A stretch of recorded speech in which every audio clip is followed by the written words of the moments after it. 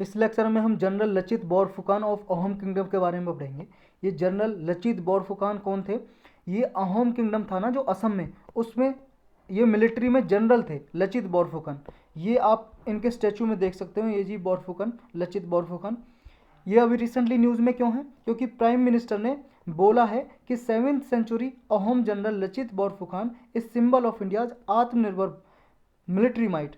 जो इंडिया के क्या जी आत्मनिर्भर कॉन्सेप्ट है ना इंडिया की मिलिट्री माइट का, उसके लिए एक आइकन है, सिंबल है, रोल मॉडल की तरह, रोल मॉडल की तरह है लचित बोरफुकान, इसलिए न्यूज़ में है। अब इनके बारे में डिटेल से पढ़ लेते हैं, क्योंकि जो हिस्ट्री के टॉपिक होते हैं आपको पता है, जो हिस्ट्री में न्यूज़ में रहे होते हैं हिस्ट्री के टॉपिक, जनरली यूपीएससी उनसे ही क्वेश्चन पूछता है, तो आपके प्रीलिम्स में आने के चांसेस बहुत बढ़ जाते हैं इसके।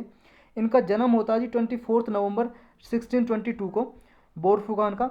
और ये लीडरशिप के लिए जाने जाते हैं, अपनी कौन सी लीडरशिप? जो इन्होंने बैटल ऑफ सराय घाट 1671 में दिखाई थी। एक बैटल हुई थी जी, युद्ध हुआ था सराय घाट का 1671 में। इसके बारे में डिटेल से देखेंगे थोड़ा। ये मुगल फोर्स के अगेंस्ट हुआ था। क्यों? मुगल फोर्स ने क्या है जी, उस टाइम पे मुगल साम्राज्य ने इस पे अहोम किंगडम पे अटैक कर दिया था कि असम को कैप्चर करने के लिए, असम पे अपना राज करने के लिए। तो इसको रोका था, दबाट किया था। दबाट का मतलब है रोकना, स्टॉप करना। किसने? बोरफुकन, लचित बोरफुकन ने। तो इसलिए इन्हें जाना जाता है। ये इंस्पिरेशन मिलती है जी इनको, क्योंकि strengthening the Naval India's Naval force and revitalising inland water transport. इन्होंने उस टाइम में क्या जी, इंडिया की नवल फोर्स को और इनलैंड वाटर ट्रांसपोर्ट है, इनसे ही इंस्पिरेशन मिलती है इंडिया को इन नवल फोर्स को डेवलप करने के लिए। क्योंकि इन्होंने उस टाइम में क्या जी, इनलैंड जो वाटर ट्रांसपोर्ट सिस्टम और इंडिया की नवल फोर्स को इन्हेंस करने के लिए बहुत सारे स्टेप लिए थे लचित बोरफुकान ने। इन्होंने इंफ्रास्ट्रक्चर क्रिएट किया और नेवी के लिए स्ट्रेटजीज बनाई। लचित बोरफुकन नाम से एक गोल्ड मेडल बनाया गया है जी।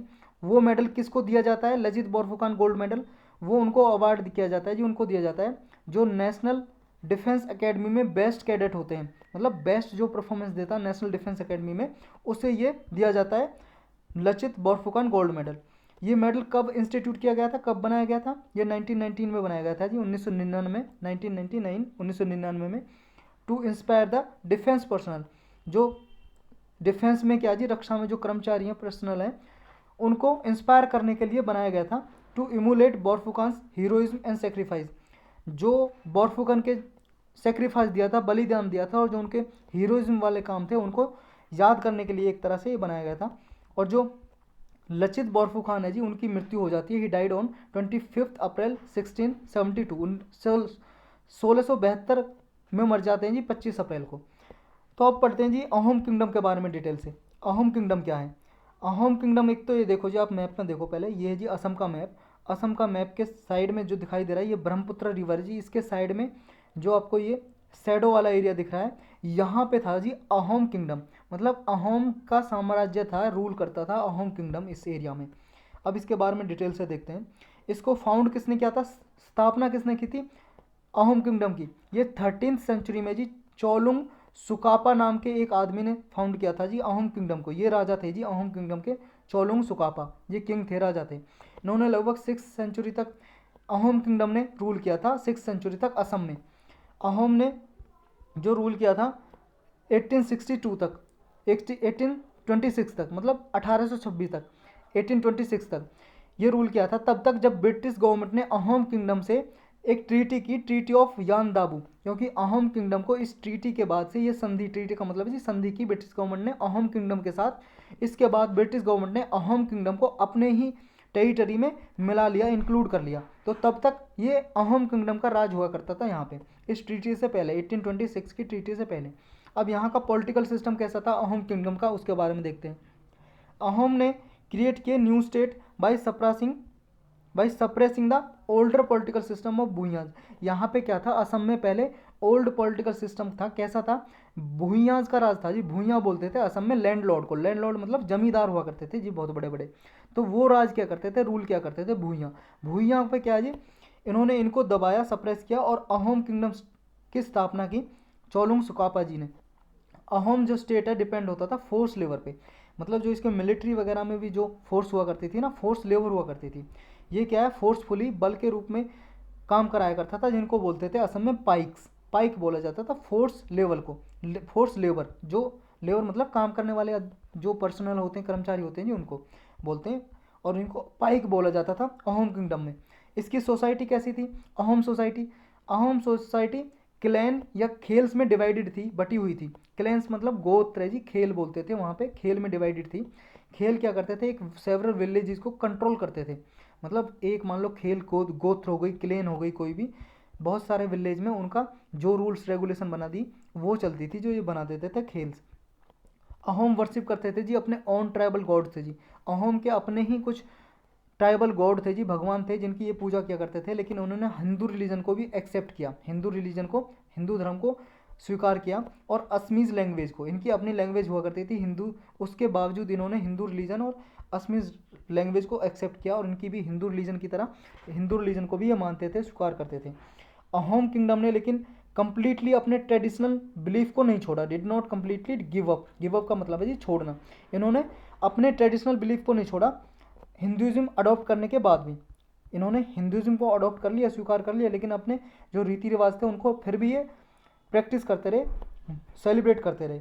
इंटर मैरिजेज होती थी लोकल्स में, ये इंक्रीज हुई अहोम किंगडम में। ये असमीज कल्चर में होती थी इंटर मैरिजेज। अब यहाँ की आर्ट एंड कल्चर में क्या है जी? अहोम के आर्ट एंड कल्चर में क्या है? जो पोइट्स और स्कॉलर हुआ करते थे, जो कवि और विद्वान हुआ करते थे जी, उनको लैंड ग्रांट दी जाती थी, मतलब उपहार में उनको भूमि दे दी जाती थी अहोम किंगडम में, ताकि उन्हें इनकरेज किया जा सके कि और भी कविताएं लिखो जी, विद्वान स्कॉलर और भी रिसर्च वगैरह करो। इंपॉर्टेंट वर्क हैं जी संस्कृत में, यहाँ कौन कौन से वर्क ये ट्रांसलेटेड किए गए, जो यहाँ पे जैसे मान लो संस्कृत में कुछ बुक्स वगैरह लिखी हुई थी, उनको लोकल लैंग्वेज में अहोम किंगडम में ट्रांसलेट किया गया, ताकि उनके मतलब समझा जा सके उनमें क्या लिखा है, किस लिए हैं। दूसरा हिस्टोरिकल वर्क है जी, यहाँ पे हिस्टोरिकल वर्क का कुछ बुक वगैरह जी लिखी हुई हैं, जिनको बोलते हैं बुरानजीज। तो बुरानजीज क्या है? ये मैच द फॉलोइंग में पूछा जा सकता है, अहोम किंगडम से रिलेट करती हैं ये। और were also written in first in Ahom language and then Assamese. ये जो बुरानजीज है जी, ये पहले अहोम लैंग्वेज थी उनकी अलग, अहोम किंगडम की अलग लैंग्वेज थी जी, अहोम लैंग्वेज, अहोम भाषा में लिखा गया, बाद में असमीज में लिखा गया बुरानजीज। इनकी मिलिट्री स्ट्रेटजी कैसी थी? स्ट्रेटजी का मतलब है जी इनकी जो मिलिट्री की तैयारी करते थे, कैसी कर रहती थी इनकी स्ट्रेटजी, एक तरह से प्लान कह सकते हो। प्लान कैसा था मिलिट्री का? अहोम किंगडम था जी, वो सुप्रीम कमांडर हुआ करता था अहोम किंग, जो भी राजा हुआ करता था मिलिट्री का सुप्रीम कमांडर हुआ करता था मिलिट्री का। वो हिमसेल्फ वो फोर्स को डायरेक्ट करता था, लीड करता था, जब भी कोई वार होता था खुद नेतृत्व करता था वार में, युद्ध में। Pikes were the main army of the state. जो पाइक हुआ करते थे ना, पाइक कौन थे? फोर्स लेबर, जो बल के रूप में जिसमें काम किया जा सकता था, करवाया जाता था, लेबर हुआ करती थी। जो लेबर हुआ करती थी स्टेट में, यहाँ अहोम किंगडम में, वो ही मिलिट्री में होते थे जी, उनसे ही लड़ाई भी करवाते थे ये अहोम किंगडम। ये 2 टाइप के पाइक होते थे जी। पाइक जो होते थे 2 तरह के होते थे जो फोर्स लेबर हुआ करती थी। एक तो सर्विंग, जो सर्व कर रही होती है, एक नॉन सर्विंग। नॉन सर्विंग का मतलब है जी जो paik constituting standing militia. Standing militia का मतलब है जी बस क्या है, गार्ड वगैरह के रूप में काम कर रहे हैं, या कुछ बस देखभाली कर रहे हैं, वॉचमैन की तरह काम कर रहे हैं, तो ये स्टैंडिंग मिलिटिया हुआ करती थी। जब भी मान लो कोई वार हो रहा है तो इनको नोटिस भेजा जाता था, शॉर्ट नोटिस, और फिर इन्हें बुलाया जाता था वार में। नोटिस कौन भेजता था? खेलदार भेज जाता थी। खेलदार कौन होता था? एक्सपर्ट मिलिट्री ऑर्गेनाइजर, जो क्या करता था जी, मिलिट्री को ऑर्गेनाइज करता था ना, मिलिट्री की सारी देखभाल करता था, तो वो होता था जी खेलदार बोलते थे। तो खेलदार टर्म याद करती हैं किसके लिए यूज होती थी? एक्सपर्ट मिलिट्री ऑर्गेनाइजर के लिए यूज होती थी। इस अहोम किंगडम में जी बहुत सारे कंटिजेंट हुआ करते थे, मतलब क्या क्या इन्वॉल्व थे जी अहोम की आर्मी में। ये इसमें इन्फेंट्री थी जी। इन्फेंट्री का मतलब पैदल सेना हुआ करती थी, पैदल जो सेना चलती है ना, वार करती है युद्ध के दौरान। नेवी भी होती थी इनकी अपनी, आर्टिलरी भी होती थी गन के साथ सेना। इन एलिफेंट्री हुआ करती थी जो हाथियों पे सेना चलती थी। कैवलरी भी हुआ करती थी, स्पाइस भी हुआ करते थे। स्पाइस का क्या मतलब है जी? स्पाइस का मतलब है जी जो ऐसे जासूस, जासूस बोलते हैं जी हिंदी में, जासूस रहते हैं जो रहस्य निकालते हैं, मतलब दूसरी जो आर्मी होती है जो उनकी जासूसी करते थे, वो किस तरह से वार करना चाहते हैं। तो इनमें क्या जी, मेन वार में वीपन्स भी हुआ करते थे, जिनमें वीपन्स में क्या हुआ करते थे? हथियार इनके बॉज एंड एरो, तीर कमान हुआ करते थे जी इनके पास, उनसे वार करते थे। या स्वॉर्ड से, तलवार से, जेवलिन डिस्कस से। जेवलिन डिस्कस होता है जी भाला, जैसे चौंचदार भाला होता है ना, एक ऐसे स्टिक सी होती है, लाठी सी, और उसमें आगे क्या है, लोहे की चोंच सी बनी होती है, उसे बोलते हैं javelin discuss. Match locks, cannons होती है थी। कैनन्स क्या होती हैं जी? तोप होती हैं, गोला बारूद जिससे छोड़ा जाता है। तोप, तोप बोलते हैं, तोप कैनन्स। और अहोम जी जो एनिमी होते थे ना इनके, जिनके विरुद्ध क्या है वार लड़ते थे, उनमें क्या है, उनकी स्टडी करने के लिए उनकी स्ट्रेटजी क्या है, उनमें क्या है, स्पाइस भेजते थे उनके कैंप में, स्पाइस जासूस भेजते थे। वो जासूस पता लगाते थे कि एनिमी की वो क्या स्ट्रेटजी बना रहे हैं, क्या प्लान बना रहे हैं। तो इनका प्लान जानने के लिए ये प्लान मतलब भेज देते स्पाइस को एनिमीज़ के मतलब कैंप में, to study the strength and war strategies of enemies. दूसरा क्या जी, जो अहोम सोल्जर थे, यहाँ के सैनिक थे अहोम के, वो गुरुल्ला फाइटिंग में भी एक्सपर्ट थे। गुरुल्ला फाइटिंग कैसी होती है? गुरुल्ला फाइटिंग होती है जी जो जंगलों में छुप के वार करते हैं ना, ऐसी स्ट्रेटजी में भी ये एक्सपर्ट थे। और दूसरा क्या करते थे, जब भी जैसे मान लो अहोम किंगडम को जब वार होता था, युद्ध करते थे, तो जिनके एनिमी थे ना उन्हें अलाउ करते थे टू एंटर द कंट्री। मतलब जैसे मान लो अहोम की आर्मी ये है, ये बॉर्डर एरिया जी अहोम का, और यहाँ पे आर्मी खड़ी है जी दुश्मन देश की, दुश्मन वार आर्मी दूसरी, बी आर्मी खड़ी है जी, कोई बी मान लो इसे। तो ये अहोम क्या करते थे, अपनी कंट्री में अलाउ करते थे जी, अपने एरिया में कि आ जाओ एनिमी। तो ये जैसे इनके आते थे यहाँ पे, मान लो एंट्री कर गए जी एनिमी वार, इससे समझो आप, ये जी अहोम किंगडम और यहाँ पे दुश्मन देश की सेना, ये अहोम किंगडम क्या है, अलाउ करता था एंटर करने के लिए। जैसे ही बाउंड्री से अंदर आए तो यहाँ पे इसकी सेना घेर लेती थी, तो फ्रंट से और रियर से, आगे पीछे से दोनों से वार करते थे जी और दुश्मन को हराते थे। ऐसी इनकी स्ट्रेटजी होती थी। देखो, to allow enemies to enter the country then cut off their communication, उनका कम्युनिकेशन रोक देते थे। जो यहाँ पे सेना होती थी ना उससे कम्युनिकेशन ही नहीं कर सकते थे। एक बार यहाँ पे आ गए, यहाँ से घेर लिया और यहाँ से दोनों तरफ से महाराज जी से, जो भी यहाँ पे सैनिक आए दुश्मन देश के। कुछ इंपॉर्टेंट फोर्ट बने हुए हैं जी अहोम किंगडम के, फोर्ट का मतलब किला बने हुए हैं जी, बिल्डिंग वगैरह, जैसे चामधारा फोर्ट है, सराय घाट, शिमला गढ़, कालियाबार, काजली, पांडु, ये फोर्ट बने हुए हैं जी। They also learn technique constructing boat bridges in Brahmaputra, Brahmaputra में बोट ब्रिज बनाने के लिए जी इन्होंने कुछ टेक्निक इन्होंने सीखी कि बोट के लिए ब्रिज बनाया जा सके रिवर पे।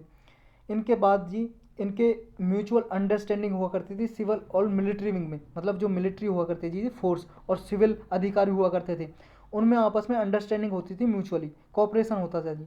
दूसरा, unity among noble always work as strong weapons of homes, जो नोबल्स हुआ करते थे जी, रिच पीपल एक तरह से, उनमें क्या है, यूनिटी हुआ करती थी, जो एक तरह से अहोम्स के लिए एक स्ट्रॉन्ग वीपन की तरह काम करते थे, हथियार की तरह काम करते थे, क्योंकि आपस में यूनिटी होगी जी तो क्या है, वो एक ऐसे वीपन्स काम करेंगे ना, मतलब वीपन्स का काम करने का मतलब वो हथियार नहीं है, अगर यूनिटी होगी तो यूनिटी आप में ही एक हथियार है, तो इस तरह से बोला है। बैटल ऑफ सराय घाट के बारे में आप पढ़ते हैं। बैटल सराय घाट कब हुई थी? 1671 में हुई थी ये, ब्रह्मपुत्रा रिवर के पास, on the bank of Brahmaputra river, Guwahati में हुआ था 1671 में। ये किस किस के बीच में हुई थी? अहोम किंगडम और मुगल्स के बीच में। मुगल्स ने आक्रमण कर दिया था, अटैक कर दिया था अहोम किंगडम में, और अहोम किंगडम मुगल्स के ऊपर विक्ट्री हुई थी, मतलब अहोम किंगडम इस लड़ाई में जीत गया था, ये याद रखना इसको, बैटल ऑफ सरायघाट में। और इसको जो लीड कर रहे थे, कौन कर रहे थे, जिनके बारे में हम पढ़ रहे हैं जो न्यूज़ में थे, लचित बोरफुखान के बारे में। तो इस लेक्चर में इतना ही था जी।